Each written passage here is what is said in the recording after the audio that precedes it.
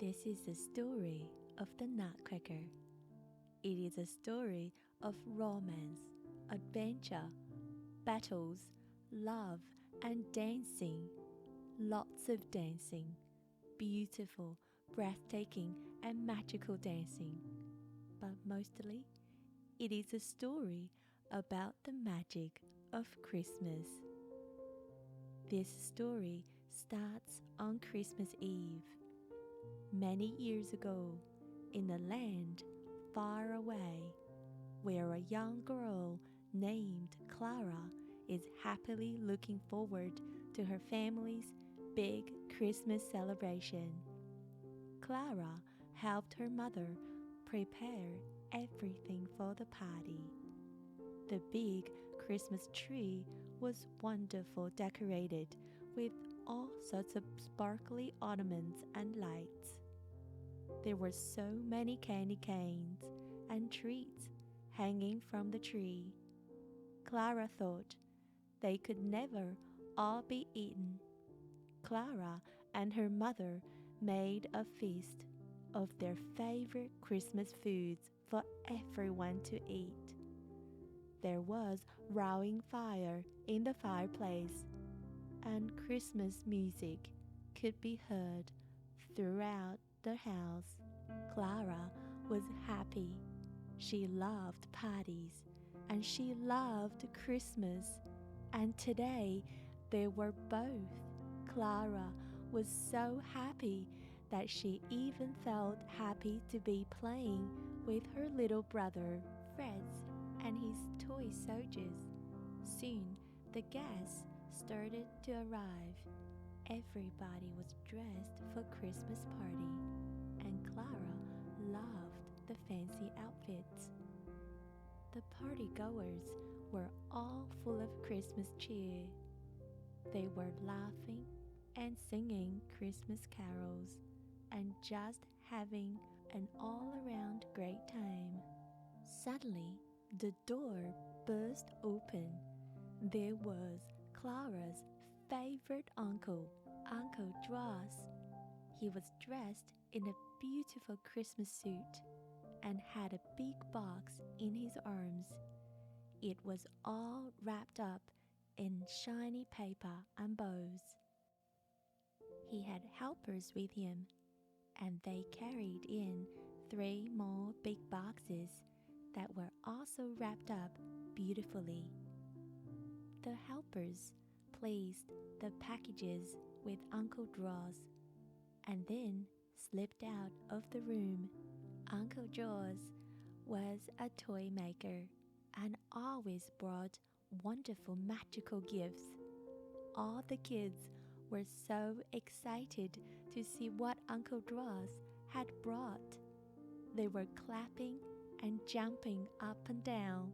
Uncle Dross beckoned Fred over to help him open one of the big boxes. Uncle Dross lifted Fred up high and told him to pull the big bow on the box. Fred pulled hard, and suddenly the front of the box opened like a door. Out of the box marched the biggest toy soldier Fred had ever seen. He was dressed in a bright red uniform, and he stood tall, at attention, waiting for Fred to command him. Soon, Fred had the soldier marching about the room with great precision. Fred was so happy. He was smiling ear to ear. Uncle Dross then invited Clara and her cousin over to help him open the other 2 big boxes. He lifted them up one by one to tug at the big ribbons. When both boxes fell open, the girls stood back to admire the wonderful big dolls that came tumbling out. It was Harlequin the clown and his clown girlfriend, the beautiful Columbine. Harlequin and Columbine were soon tumbling around the room. They were limping and jumping and twirling and dancing to the pleasure of all who watched. Soon, everyone was laughing with joy and clapping for the wonderful clowns. Finally, for the fourth box, Uncle Dross walked up to Clara, gave her a big hug, and announced, "Now, for my goddaughter, Clara, I have brought something very special." Uncle Dross gave Clara the beautiful wrapped box. When Clara pulled at the ribbon, the box opened and there was a wonderful, strange doll. He was a tall, handsome soldier in full dress uniform, and Clara wondered at the skill and craftsmanship of Uncle Draw's work. She also wondered at the soldier's strange mouth. Uncle Dross picked up a walnut from a dish on the buffet table and put it in the soldier's mouth. Then he pulled down hard on the lever in the soldier's back. Then he pushed up gently on the same lever.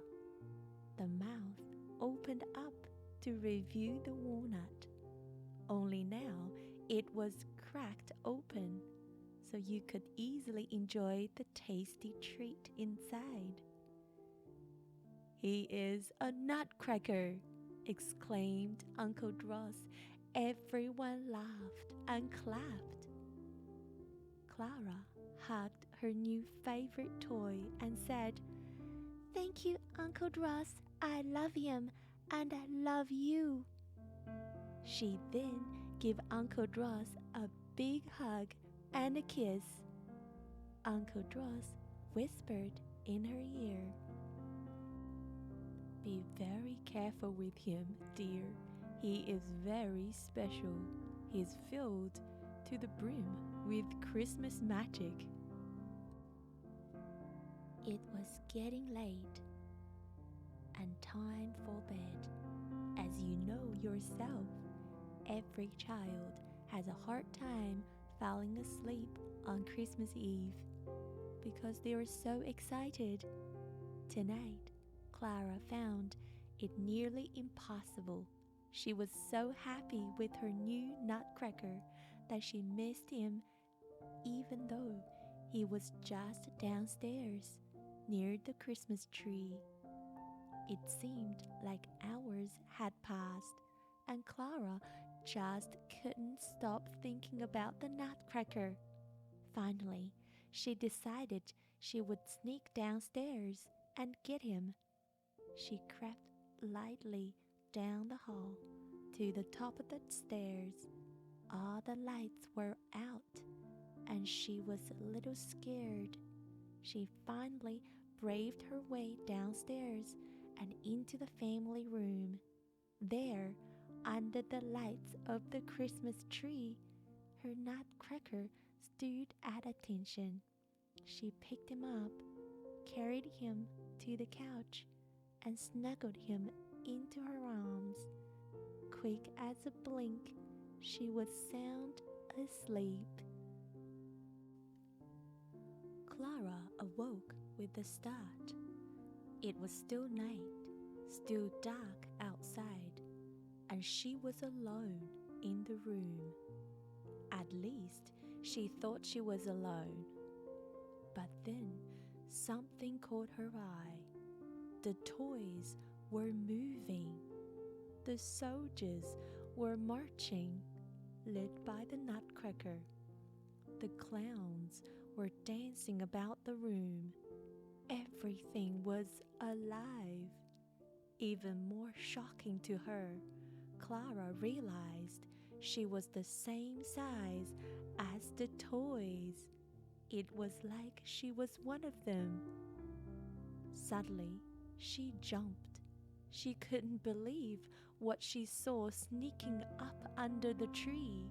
It was the Mouse King dressed in all his kingly attire, holding a sword and leading a mouse army. They were sneaking up on the toy soldiers and were about to attack without warning.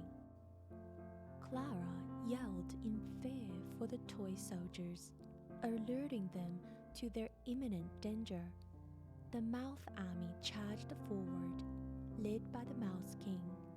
The Nutcracker rallied his troops and led a charge right back.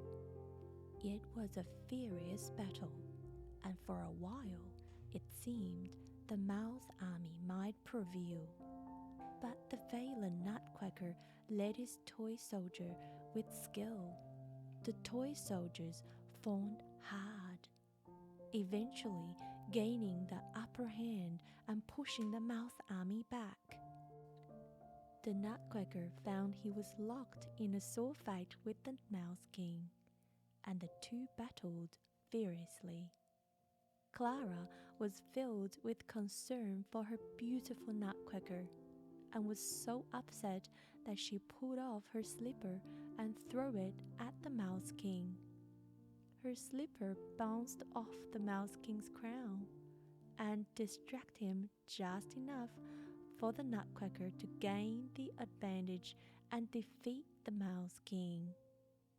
When all the other mice saw their fallen king, they ran off in fear, carrying their Mouse King with them. Clara was so excited. She ran to the Nutcracker and threw her arms around him. Then she suddenly stepped back and looked again in stunned amazement. Somehow, the Nutcracker had become a handsome young prince, and Clara had turned into a beautiful princess in a beautiful gown. The Nutcracker prince bowed low before her and kissed her hand, asking her, "Dear Princess Clara, would you accompany me to my magical land and come visit my marzipan castle?" Princess Clara smiled and responded, "I would love to, my Nutcracker prince."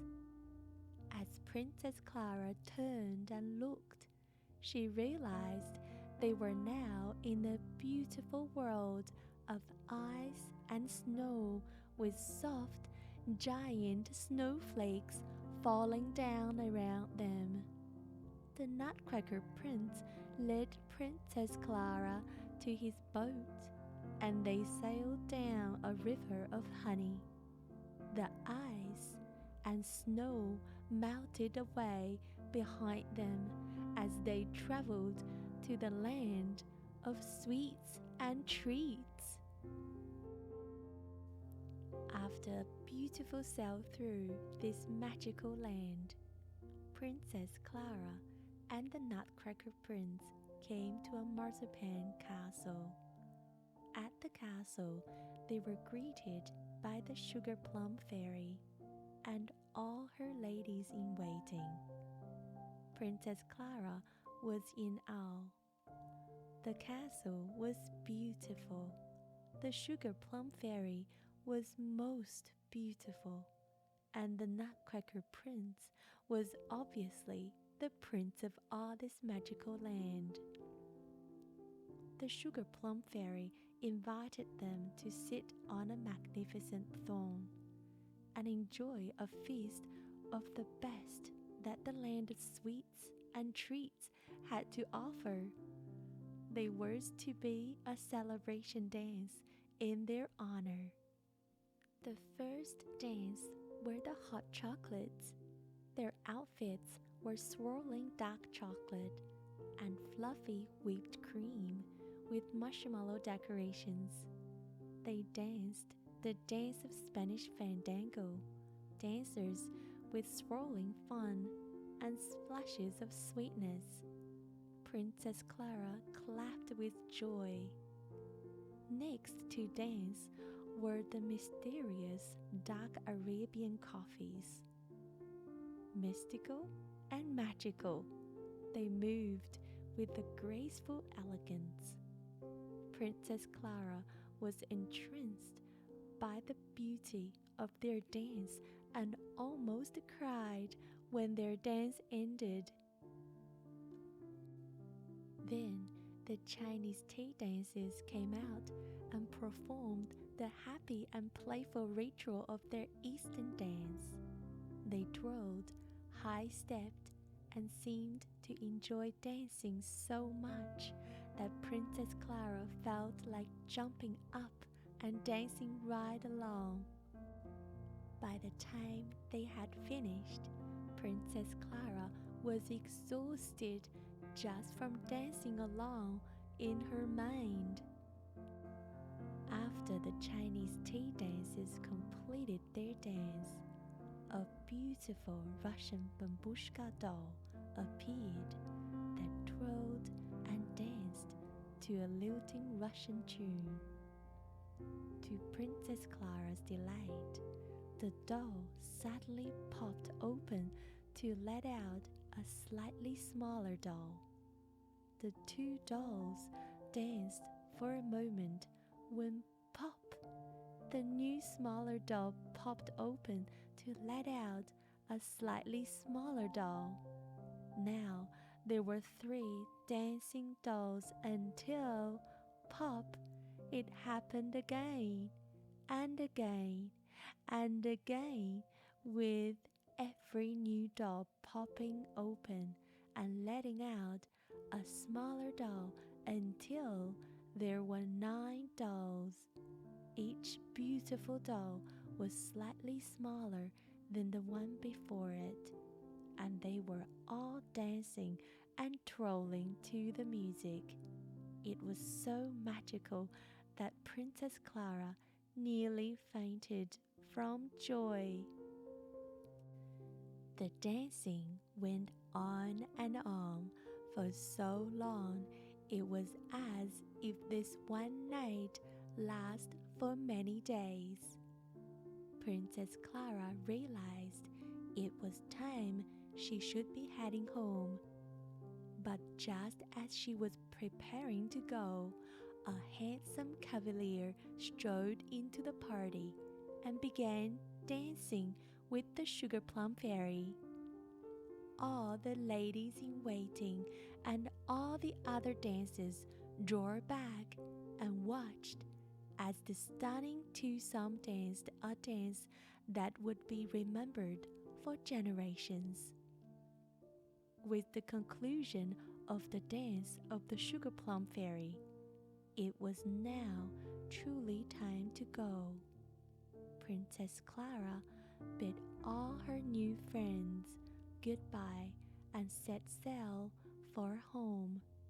As Princess Clara and her Nutcracker Prince sailed away from the land of sweets and treats, she was both sad to leave and filled with joy for having visited. As the boat gently rocked, she found herself drifting off into the memories of her magical evening. When Clara woke, it was Christmas morning. She was back on her couch. Her Nutcracker was back at attention under the Christmas tree. Everything was as it had been the night before.